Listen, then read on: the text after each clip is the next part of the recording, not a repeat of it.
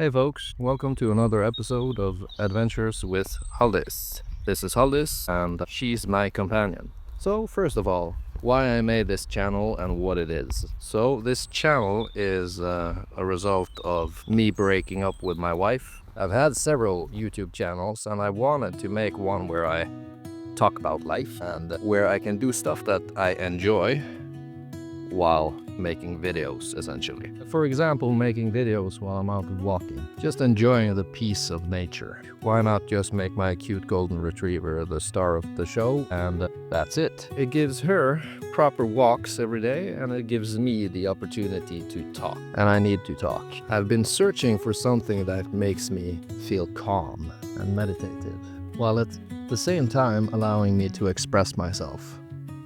Because I need to express myself. And what I've arrived at is some kind of fusion between podcasting, creating artwork by hand with the help of some virtual reality, and walking with my dog. That is essentially it. And somehow just smashing it all together. One thing I'm trying to figure out is why is it so goddamn hard to be happy? Why is it almost freaking impossible to be happy? I think maybe one of the reasons is I give too much value to it. I think that doing some specific thing, that has to be what makes me happy. I have this feeling that I always need to be doing stuff. I always have to be doing something. I think that can be a very destructive thing. Essentially what this is the drive to create, wanting to be a creator, wanting to make YouTube videos. It's kind of always been a dream of mine, but at the same time, those dreams need to adapt as you get older. Doing the calming, relaxing stuff, that's what feels meaningful as an adult for me personally. We're never gonna win, man. There is no winning. What the hell is winning anyway? It seems like, to me at least, the whole notion of being yourself is just a better way to be paranoid and miserable. Fuck being yourself. Just be. Seriously. Fuck being yourself, just be. That is the thing, if you're out in nature with your dog, or alone for that matter, you're allowed to just be. And sitting and painting all by myself gives me that same experience, just allowing me to exist. We're all so goddamn caught up in everyday life and our smartphones and scrolling and figuring out what's next. While none of it really matters, who gives a shit what's next? I'm speaking from the perspective of a man getting divorced for the first time in his life. And divorce is hard. The hardest part is not me leaving my wife, because the romance is gone. The hardest part is change. And the fact that we had our dream house. We had the dream house, we had achieved the dream, we had an expensive car, at least for us, a golden retriever and a kid, and this beautiful forest right outside our door. But that wasn't enough. That couldn't save us, because it's never enough. No single thing is ever gonna be enough. That's kind of what I've learned. The only thing you can really do to try to be happy, and I heard this famous psychiatrist speak about this, or psychologist, or whatever she was, that is doing some stuff every day that makes you happy. That's it. That's as close as you're gonna get to happiness. Filling up as much as you can of your day with stuff that makes you happy. That's it.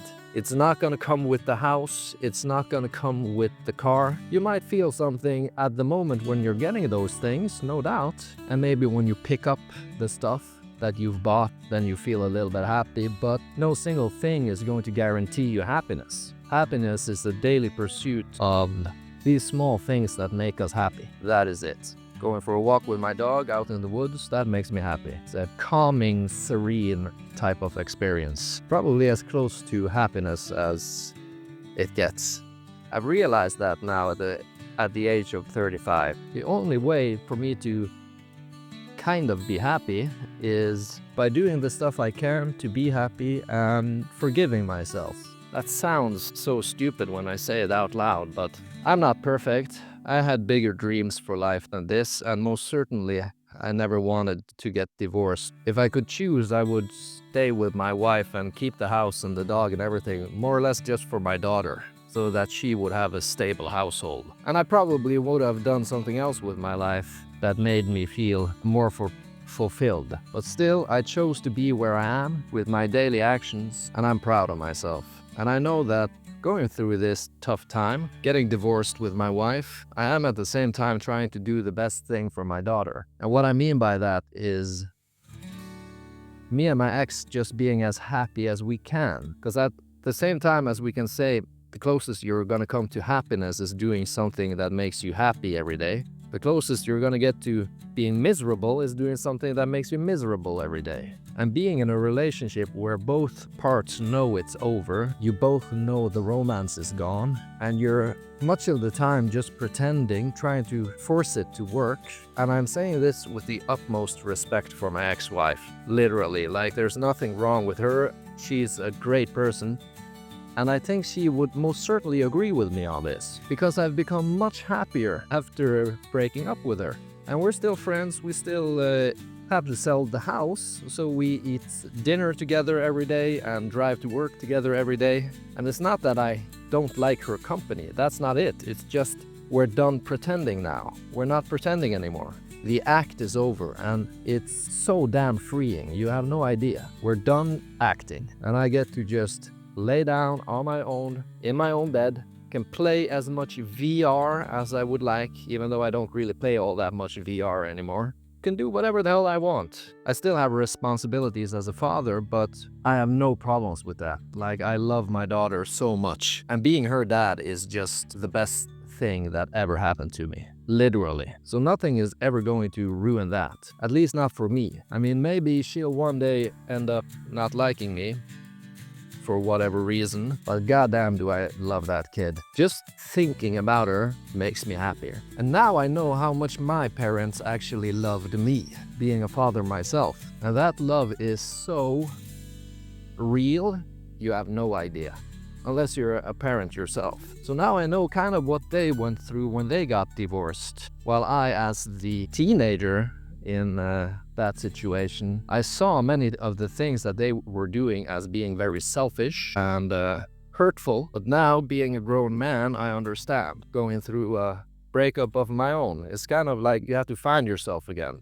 And that's what my parents were dealing with. And the love they had for me was as real as it was ever gonna get. And none of what they did in that process had anything to do with what love they felt for me. But I didn't understand it back then. Like, it didn't seem that way. From the perspective of a kid going through his parents getting divorced. I remember my mom, she traveled to another part of the country, really far away. And it was so weird, I never got to see her anymore. But what was even weirder, because I've always been very close to my dad, is that when my dad moved out of our house, he never came to visit. Or he did every now and then, but when he did, it was doing stuff like working in the backyard and whatever, and he hardly had any time to say hi. But I understand now, it was extremely awkward for him, likely. He also had to rebuild and find himself again. And now, all of this makes perfect sense. While back then, none of it did.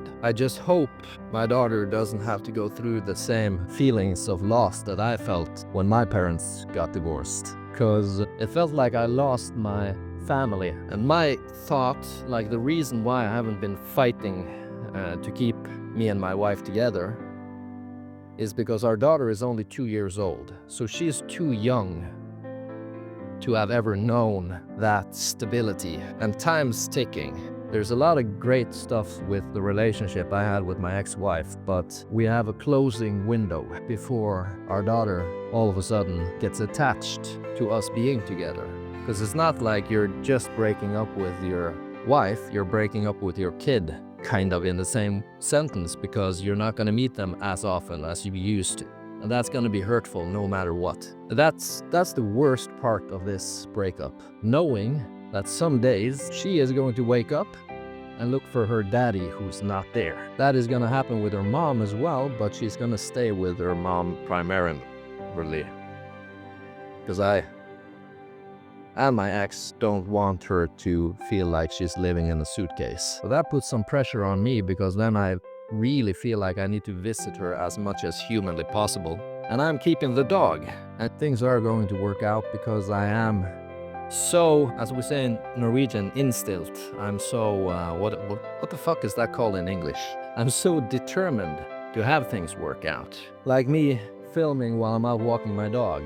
I am determined somehow all of this is going to work out. I can't see exactly how at the moment. It is going to take some time. It's going to take some fiddling, figuring all of this out, but it is going to work out. And wherever you are, allow yourself to feel. Take yourself a walk out in nature and do something that makes you happy. For me, it's walking my dog right now and talking to you guys. It might be the stupidest fucking thing ever, but that's your responsibility. I've been so low, I wouldn't say that I was suicidal because I'm not suicidal, but I was at a point where I was just like, I just don't want to exist. And I know that sounds very suicidal, but I didn't mean it that way. But still, I was at such a damn low point that I just wanted to not exist. Like climb under a rock and just not think. Become a Buddhist monk. Turn my brain off. I so much understand the people who do whatever it takes to turn their brain off. But if I do that, then I'm just putting everything on pause, essentially. Like these emotions, I have to deal with them at some point. And the thoughts as well, I need to deal with them at some point. And this is as good of an option as any. This is therapy. Walking my dog. Making a video for you guys, talking about this shit. Okay, I think that is it for today, folks. Thank you all for listening. I wish you the best. I hope you have an amazing day. And I'll catch you guys on the next one. See ya.